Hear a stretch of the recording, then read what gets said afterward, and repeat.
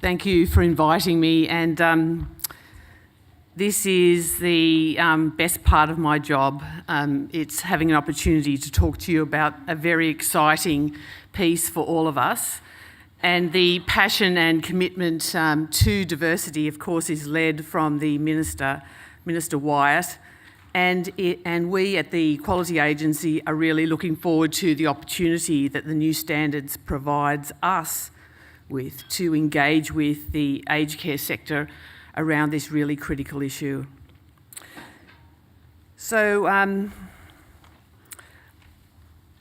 older people, as we know, have the same diverse characteristics and life experiences as the broader community, and each person may have specific cultural, social, linguistic, religious, spiritual, psychological and medical needs that influence their care. But the requirement to treat each person with dignity and respect and value their identity, culture and diversity underpins the new aged care quality standards. We will be expecting services to demonstrate that they understand and apply this in all aspects of care and services. The standards have been strengthened to ensure that services are culturally safe. And this is about recognising, respecting and nurturing the unique cultural identity of people in meeting their needs, expectations, and of course, understanding their rights. We know that understanding a person's cultural identity can lead to better care and outcomes for consumers.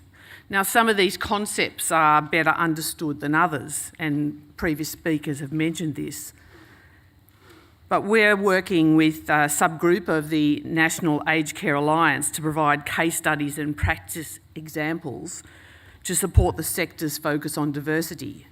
And I know there's a wealth of experience in this room today that could assist us with providing case studies and examples to support our guidance material to inform the new standards. The government has released a diversity framework which outlines the importance of embedding diversity in the design and delivery of aged care. And the standards, the new aged care standards, explicitly reference this document.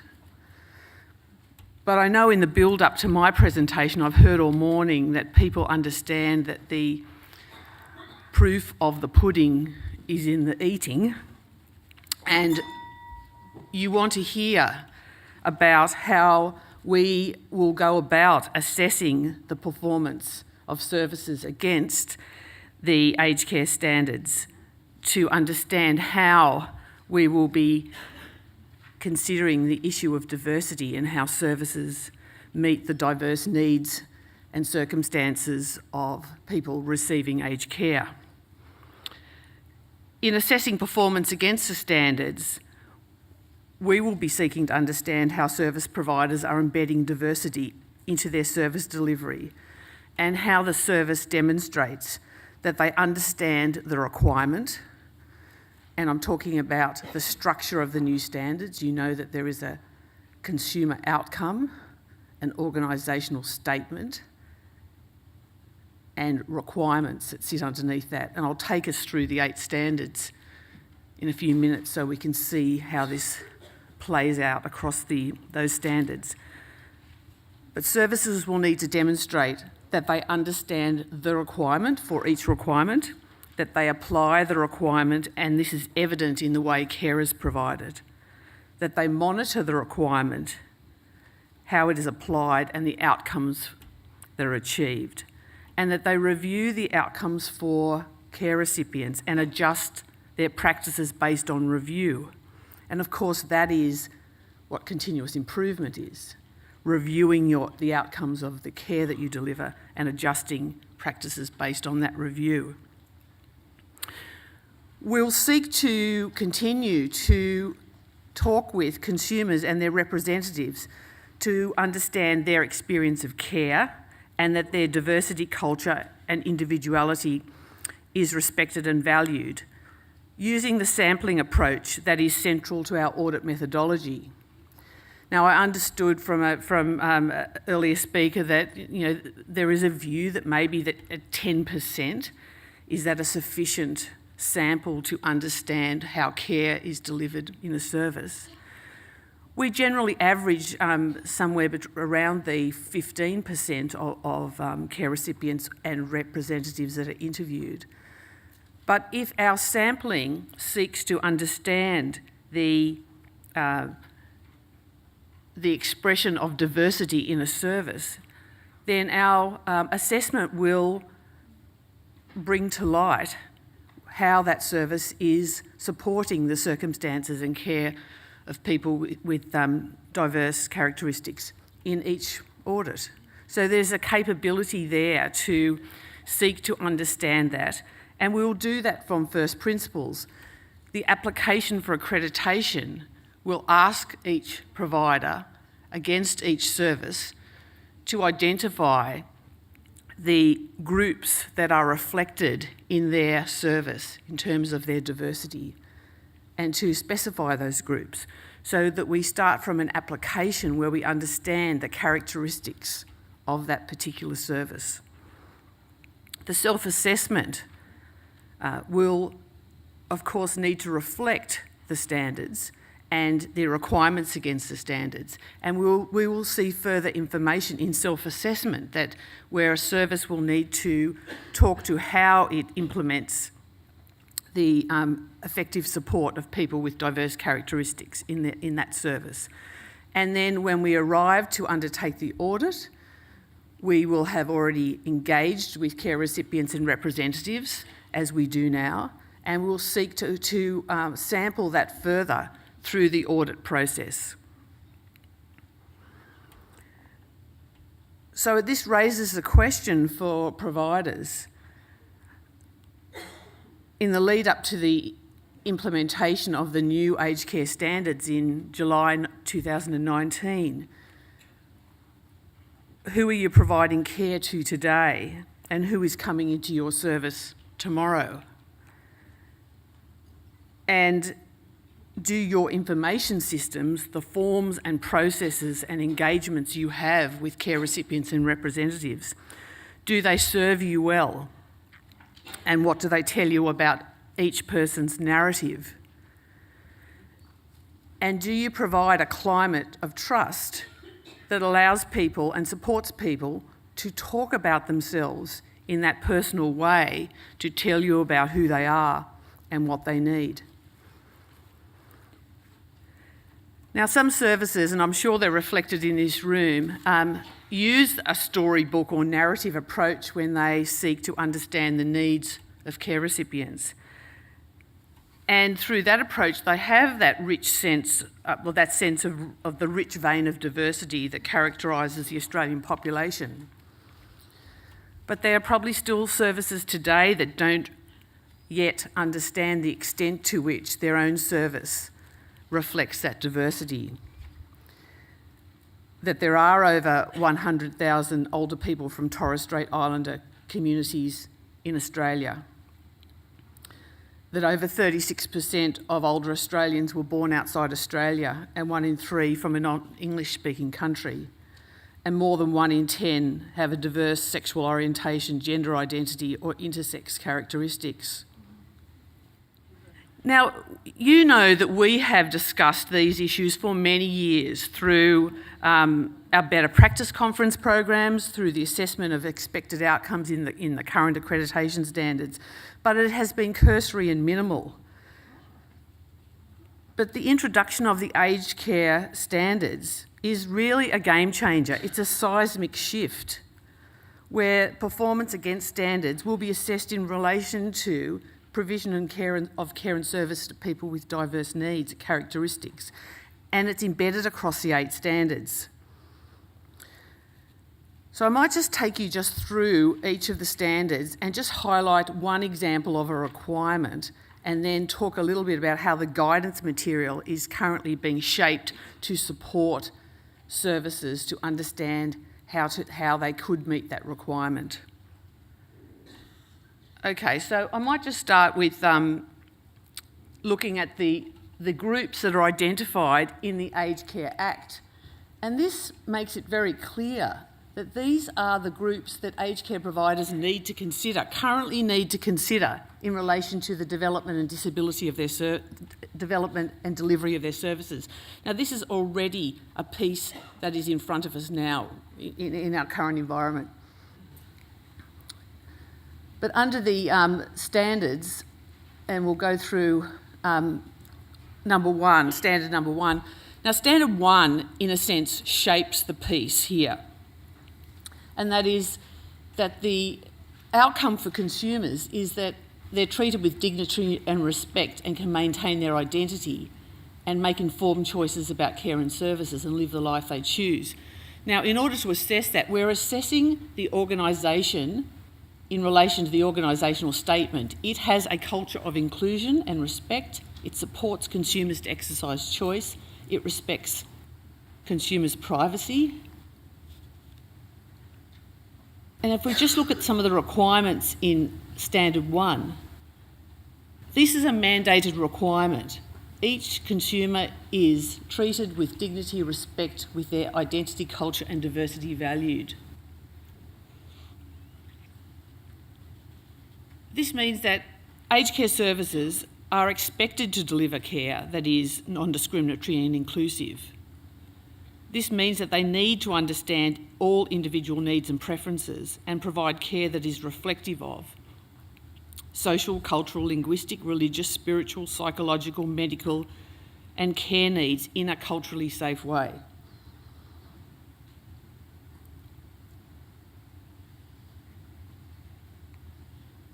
Standard 2, ongoing assessment and planning with consumers. I'm a partner in ongoing assessment and planning that helps me get the care and services I need. Now, for Standard 2, the assessment will look at the organisation's undertaking initial and ongoing assessment and planning for care and services in partnership with the consumer. So assessment and planning identifies and addresses consumers' current needs, goals and preferences, including advanced care planning, end-of-life planning, if the consumer wishes.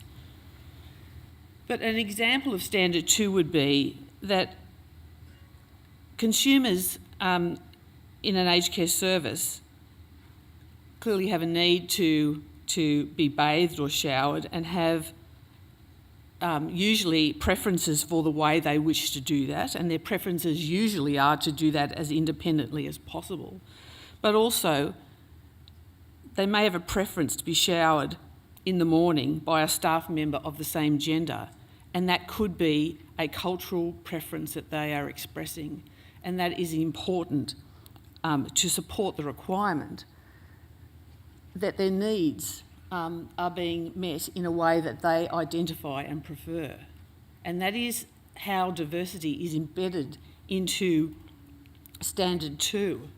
So each of the standards has requirements sitting below it, and each of the requirements addresses the individual needs and preferences, which can be cultural preferences. If I go to Standard 3, personal and clinical care. Now, this is a biggie, and it's about how clinical care is delivered to support best practice. But of course, the way clinical care is delivered has to be safe and right for the person. And that means it has to be provided in a way that supports the person's well-being as well as their physical status. So it has to be clinical care delivered in a culturally safe and appropriate way to support their identity. And that care needs to take into account the attitudes, the cultural values, the influences around them, the family and community supports to them, because as an earlier speaker also stated, it is sometimes the community and the family, and rather than the individual, that informs the cultural perspective in the way care should be provided. So these are all parts of the way that clinical care and the way clinical care is supported. will be assessed. The requirement here is that the condition of the consumer, their needs and preferences, is documented and communicated within the organisation and with others where responsibility for care is shared. So here again, it's important that the service understands who is delivering care to an individual and how is the information about an individual's existential needs, health needs and other needs is communicated effectively within the service for each person.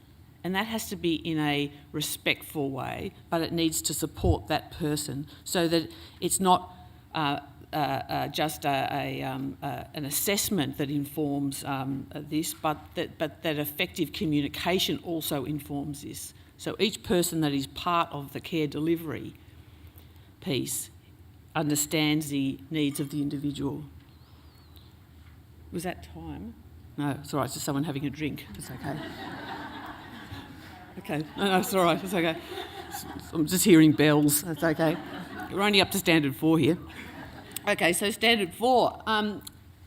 I get the services and supports that are important to my health and well-being, and the organisation provides safe and effective services that supports independence, health, well-being and quality of life. Here's a requirement. Services and supports assist the individual to participate in their community, have social and personal relationships, do things of interest to them. A, B and C are all part of the requirement 4.3.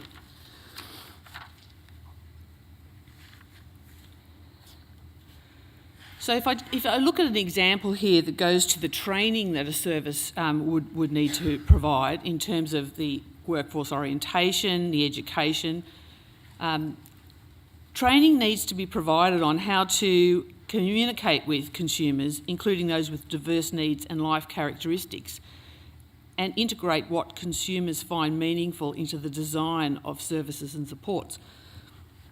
So what the guidance material there is saying is that the way that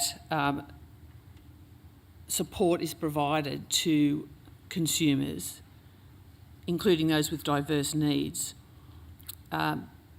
should be supported by training by the service so that staff and those providing care understand how to integrate what is meaningful to people into care and services and support.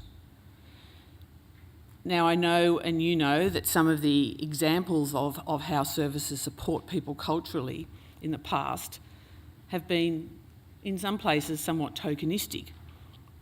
We get examples of a particular, National Day being celebrated, but what happens to the other 364? So this is about embedding the way in which care is being delivered into all aspects of service delivery. Standard 5, I feel I belong and I am safe. Now, being safe is about being culturally safe. It's about feeling that you belong in the service because the service respects you. It's about having the opportunity to use the place that you live in to live the life that you choose. And in the guidance material, to support the requirement under 5.2 that the service is safe, clean, well maintained and comfortable and enables consumers to move freely both indoors and outdoors, it needs to be an environment that welcomes people, that it provides them with a sense of belonging, that there are areas that provide opportunities for families, friends to spend time and engage, that people can have a space where they can meet privately and uninterrupted.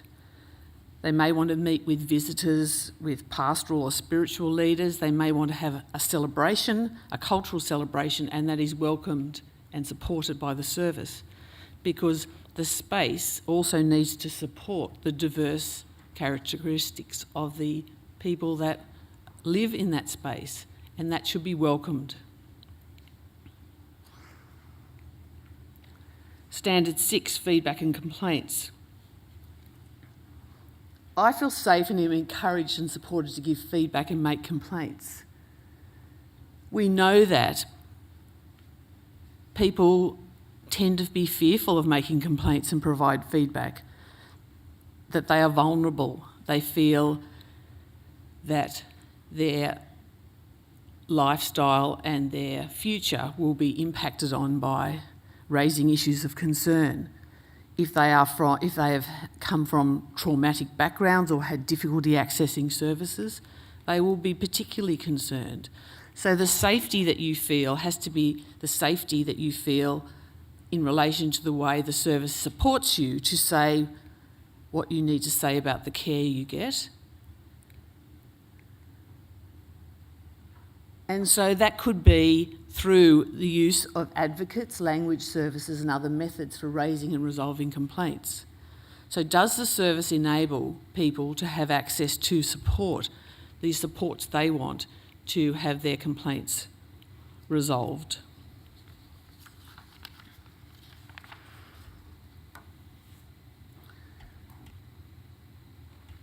Standard 7, human resources.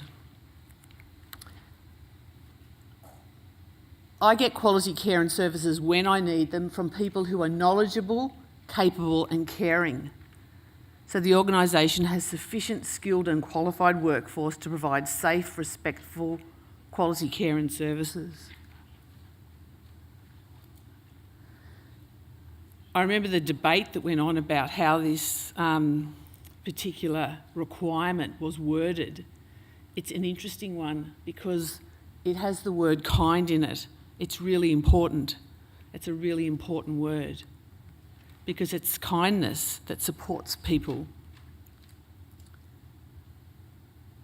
And it's kindness that will support people to open up about themselves and tell their story, because kindness will support that trust so that people want to share who they are and what their needs are.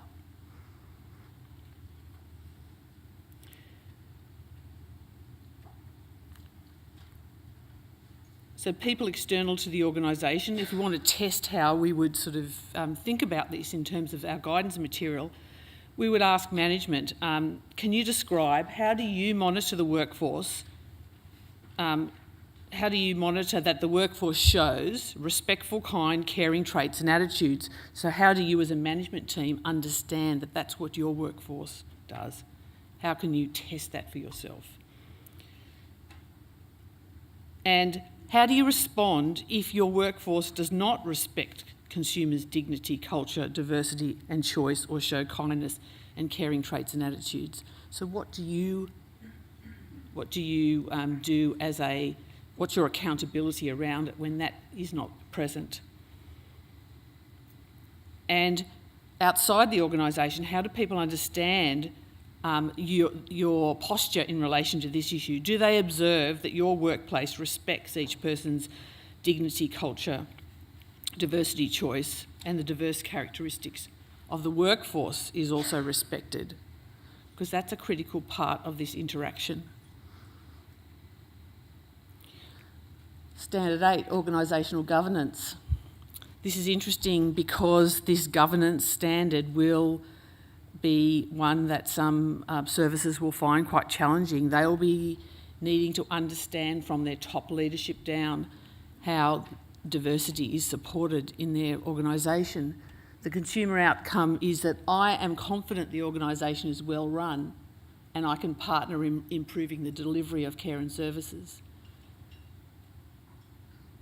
The organisation statement is the governing body is accountable for safe and quality care and services. And one of the requirements, and by the way, I should just mention to you that I've just pulled one requirement out of each standard. There are many requirements in each standard, but I just wanted to draw through an example or illustrate this throughout the 8 standards. The organisation's governing body promotes a culture of safe, inclusive and quality care and services and is accountable for the delivery. So how are we going to understand that? we would expect that the governing body would be able to describe how the organisation's governance framework works, including clinical and financial governance, but how they ensure that it's an integral part of their organisation's framework to develop and deliver safe, inclusive and quality services. So what is the posture of the governing body and how does it see itself in this space? That's really where Standard 8 will be seeking to understand how the governance of an organisation ensures that the needs of diverse people are supported effectively. So that brings me to the end of my piece, but I just wanted to mention to you that the resources that we will have supporting the standards guidance material will reflect the inclusive service standards that were presented earlier, the diversity framework, and will be an iterative piece. We'll be updating these resources as they become available, and we're seeking input from you to support us to ensure that we provide the best possible information and guidance to services so that they can effectively support people with diverse needs and characteristics. We have over 100 submissions in relation to our draft guidance material that we will be reviewing, and we'll be putting them up on our website shortly. And following the release of the aged care standards, we will be shortly after that releasing our guidance material for you to take on board. And we want to work with the sector over the next 12 months in the lead up to the implementation of the aged care standards to ensure that this important issue is well understood and the sector is able to respond effectively, and we'll continue to speak on this, and thank you for inviting me here today. Thank you.